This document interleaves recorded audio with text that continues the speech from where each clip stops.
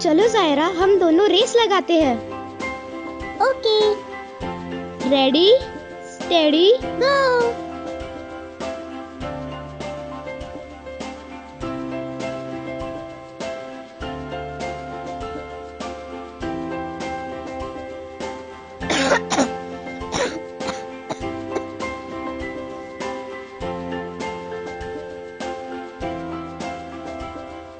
जायरा, तुमने मेरे मना करने के बावजूद भी कोल्ड ड्रिंक पी होगी। नहीं मम्मी, उसने कोल्ड ड्रिंक नहीं पी।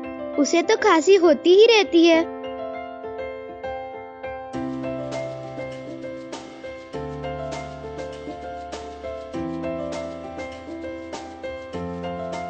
जायरा, तुम्हें सांस लेने में दिक्कत हो रही है?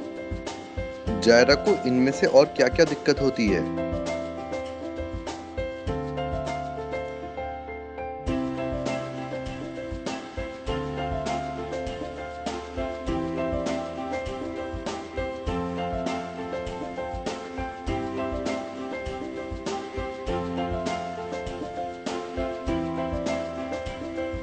जी डॉक्टर, जायरा भागते व दौड़ते समय खांसती है और खांसी लंबे समय में ठीक होती है।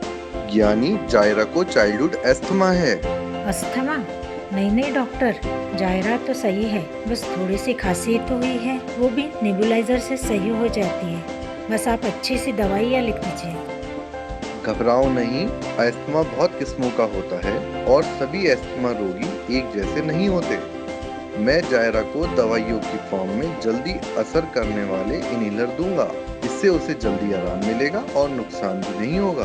पर डॉक्टर, इनहेलर तो बड़े लोग लेते हैं और मैंने सुना है कि इसकी आदत भी पड़ जाती है।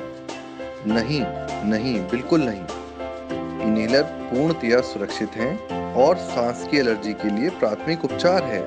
इस बीमारी का इलाज एक योजना है। अगर आप उस योजना में को पूरा नहीं करते हैं तो आगे ऐसे बच्चों को बहुत सीवियर अटैक आने का भय बना रहता है, जिसमें उसको हॉस्पिटल में भी एडमिट करना हो सकता है। जी डॉक्टर, मैं आपकी बात पूर्णतः समझ गई हूँ और इस बार मैं जायरा की ट्रीटमेंट रेगुलर रखूंगी। अब तू भी समझ ले जायरा।